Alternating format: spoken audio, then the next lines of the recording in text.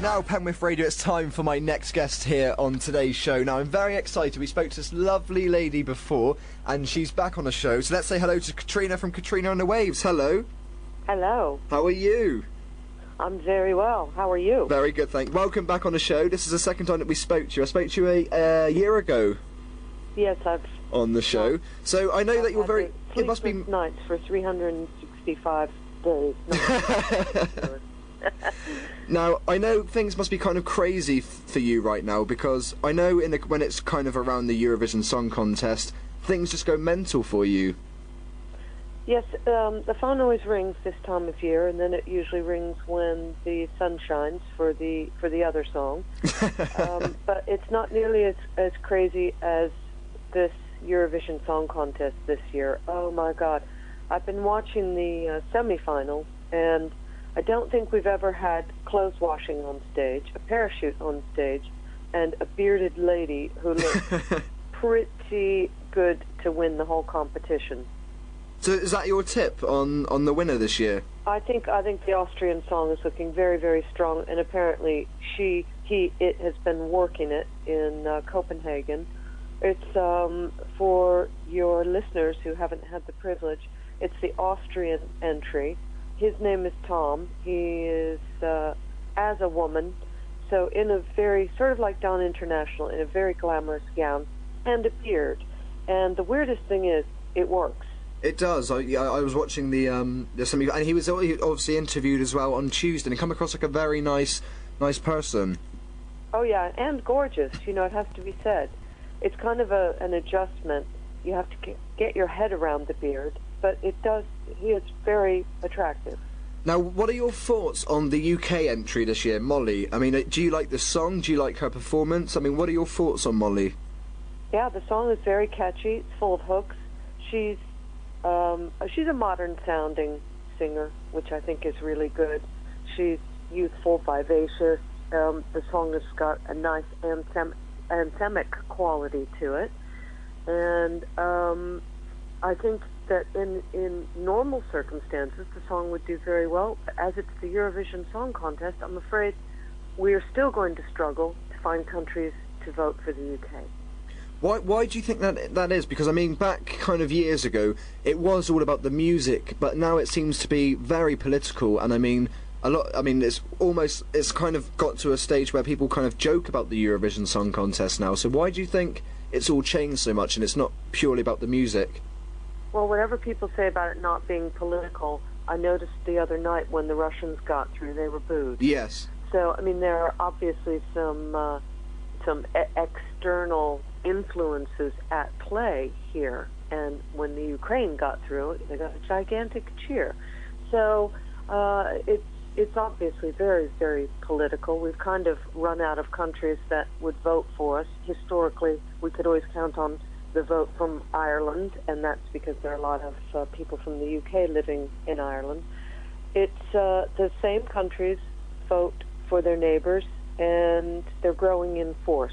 So regardless of how good the song is, we're still getting butted out. The closest we came was with Jade, and a song written by Andrew Lloyd Webber, and we came number 5, which was very, very good. But Andrew Lloyd Webber, he went out and he worked it, and of course he is a legend and very, very respected composer, icon, you know.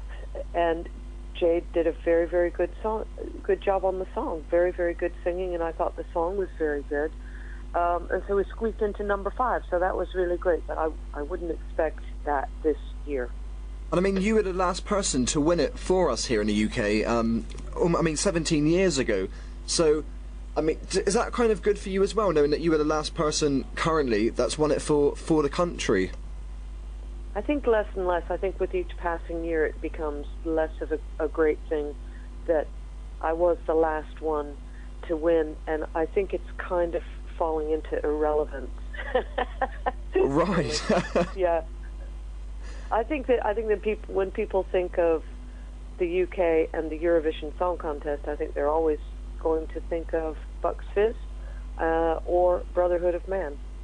I mean, they're on the show tonight as well, because we're kind of doing like a Eurovision special here. But I mean, your song as well, I mean, Love Shine a Light, was very different as well. I mean, it's such an emotional song, and I mean, when you listen to the words and the kind of connection it has, it's very uplifting.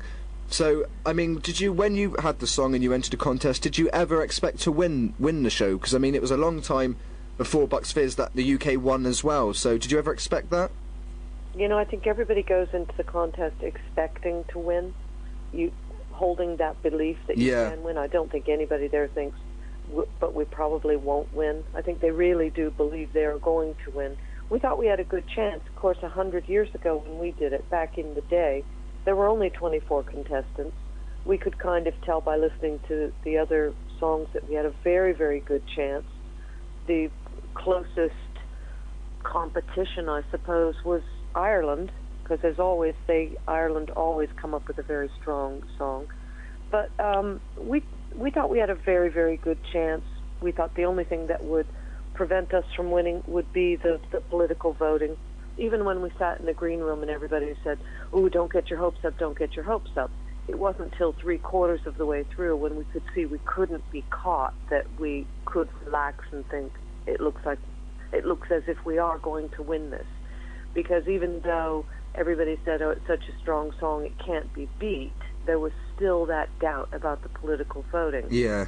It kind of made me think that if you do come in with a really, really strong song that everyone loves, you can still win. And I used to say that, but I don't say that anymore, because I just think with the political voting, you may as well look at the whole competition and say, I can pretty much tell you what's going to be in the top 10. I mean, that's very true. But I mean, do you remember the feeling of when you won?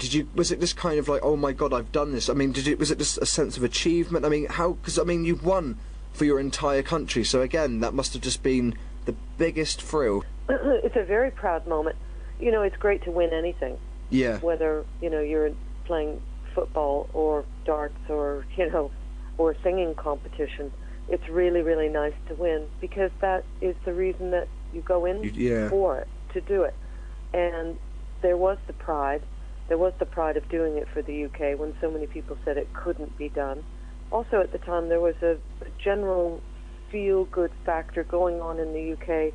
Tony Blair had just been voted in. It was supposed to be a new dawn, you know, a new day, and the song kind of reflected that.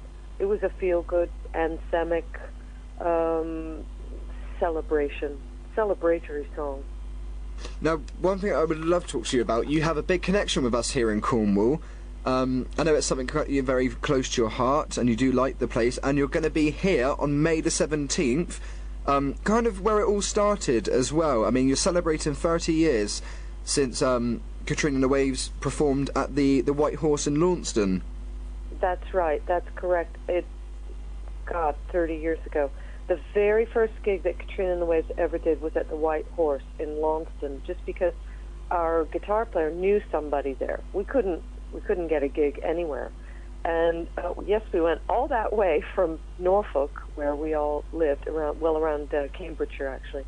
But I lived in Norfolk, all the way to Launceston in Cornwall, to this little pub called the White Horse. And yeah, indeed, we did a show there. So I'm celebrating 30 years since the last gig at the White Horse, and it's going to be a charity evening with a big shindig, a barbecue. I'm doing a set there with my new band, and there's going to be a local Cornish group there as well. It's all to raise money for the St. Austell Brewery Charitable Foundation. So we're really looking forward to that. There's still some tickets available, so I hope anybody listening to this in Cornwall will feel free to come along and join in on the shindig. I mean, there was only 100 tickets available as well, and like you said, they're still available, so people can go to www.katrinasweb.com for more information on that as well. Tickets are only £15. Yeah, or you can just you can call the White Horse in Launceston and get a ticket that way as well. I mean, I'm going to come and watch you as well, because I've always wanted to see you perform live, so I'm very excited to come and see you there. Oh, well, that's wonderful. You make sure you come and say hello after the show, and we will have a celebratory ale together. That sounds perfect. Now, tequila. Tell us a little. Did you just say tequila? Yeah. No, I see. That's one thing I just can't do. I haven't got it in me. I cry. Yes. Yes, you have to be very careful with that one. Now, I was going to ask you about Peggy Lee Loves Cornwall. This is a book I believe that you've written. Yes. I've written a book already called Peggy Lee Loves London, just living in London and hanging out in London and loving London. I wrote a book, and it's all about my little toy poodle, because she's a much better model than I am. We just go around to all my favorite places, pubs, clubs, cafes, coffee shops, parks, etc., and take a photograph of her there and write a little blurb about it. That's Peggy Lee Loves London, and now I'm working on Peggy Lee Loves Cornwall, because I've spent so much time there and fell madly in love with it. So I'm about 3/4 of the way through that book. And if anyone is interested in being in the book, please contact me at Katrina's Web. If you're a fantastic pub, helps if you're dog friendly, because of little Peggy Lee. And we'd love to include you in the book, because it's still in the making, and we're always looking for cool places to photograph her, and you could be in our little book. I mean, there is a good place. I mean, Penzance here, where the radio station's based. I mean, there's so many beautiful places to walk. I mean, you've got the kind of Marazine, you've got St Michael's Mount area on the beach that you can walk. There's a nice place called Morab Gardens as well, which is a beautiful place for dog walking.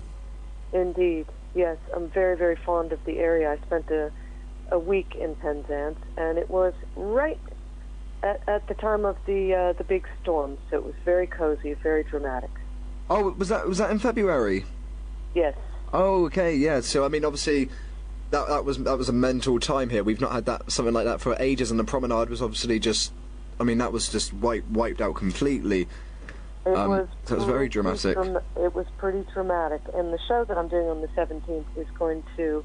I know that some of the proceeds are going to go towards helping some of the rehabilitation of the area. So that's a good thing. That's really, yeah.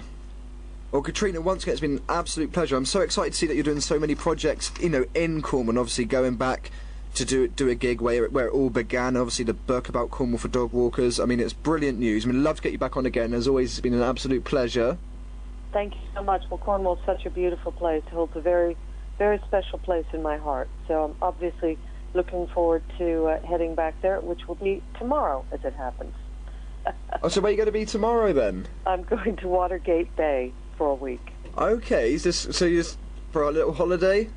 Yep, little holiday, and then the gig is, I'm doing some, a little bit of press, it's a build-up to the show on Saturday, then do the show on Saturday, and then I'll be staying for another week around Marazine. Oh, brilliant. Well, I'd love to obviously see you when I come to see the gig, get to meet you, and yeah, it's been an absolute pleasure having you on the show again. Well, thank you so much. Lots of love to you. Thank you. Take care. Bye-bye.